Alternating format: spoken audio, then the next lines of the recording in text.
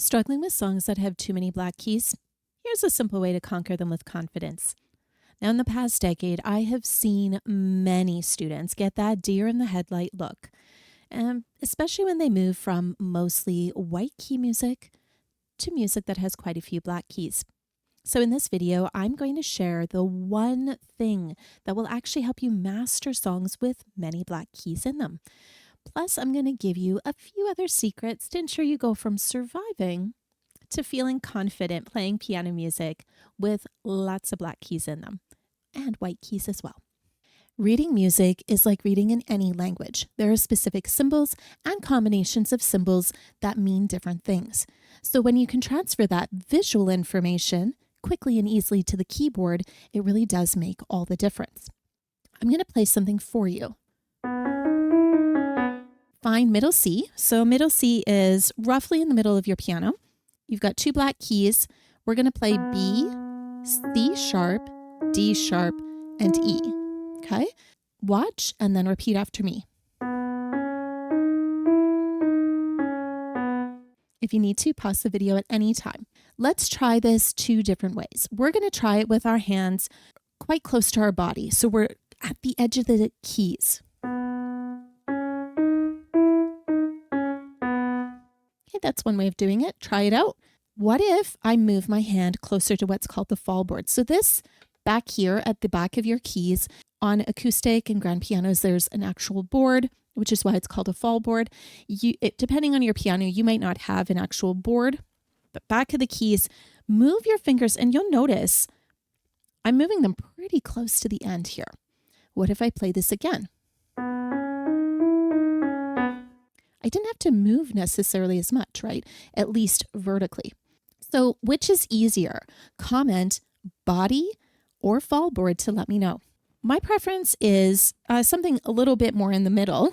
I'm moving a little bit more towards the fall board so that I'm almost cradling the two black key group. And by moving my hands further to the fall board, I can actually use the black keys as a guide. While keyboard geography is going to make the biggest difference, here's your first bonus tip. Look at these two pieces of music, and I'm going to have them right about on this side of the screen. Just listen to them as I play. So that was example 1. Example 2. Did they sound the same? Hit that like button if you heard that they were the same. It means you're getting some great practice in both listening and playing, but also some great tips, and this will allow others to help master piano songs with black keys as well.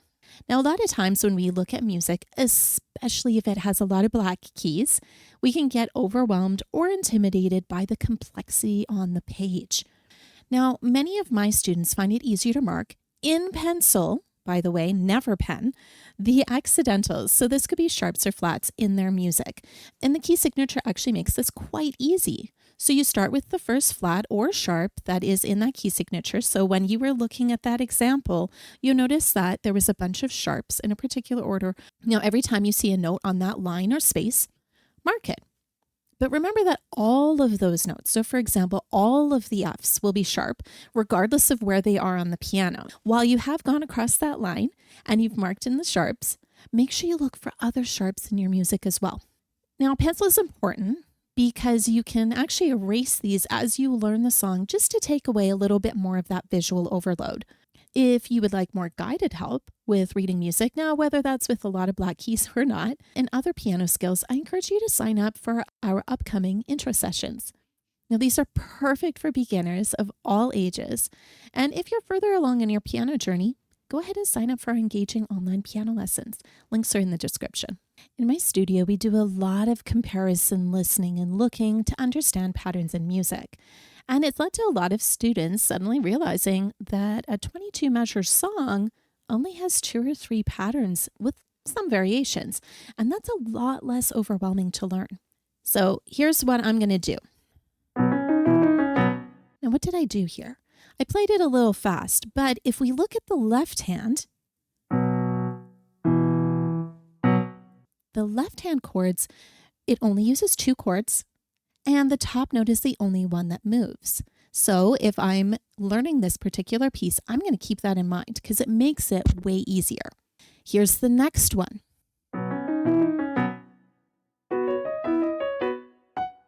Okay, what did I do here? Well, I moved both hands up an octave and played basically the same thing. All I did was added an extra note at the end the second time around. When you recognize patterns, playing songs with lots of black keys becomes a lot less daunting. I mean, after all, you can learn once and then adapt as needed. So your second bonus tip is to look for and mark patterns in your music. For some people, they prefer colors, so maybe they get little colored tabs and they use it to mark in the music. For some people, just a little pencil marking is fine. Whatever method works for you is the one that you should use. Now, if you're new here, by the way, welcome. I'm Rosemarie, online piano teacher and composer at Must Love Music. If this is helpful, please consider subscribing. It means more than you know. Plus, you'll be notified about the YouTube short that's later on this week that has even more tips on this particular topic. So what's next? Well, before you can truly feel comfortable playing pieces with many black keys, you need to know how to play piano without looking, which goes back to my first tip there. On your screen now, I'm going to show you easy ways to move from looking at the keys and show you how to trust yourself as you play looking up and at your music if you happen to be using any. Be sure to click that video to watch now. Thanks and happy playing.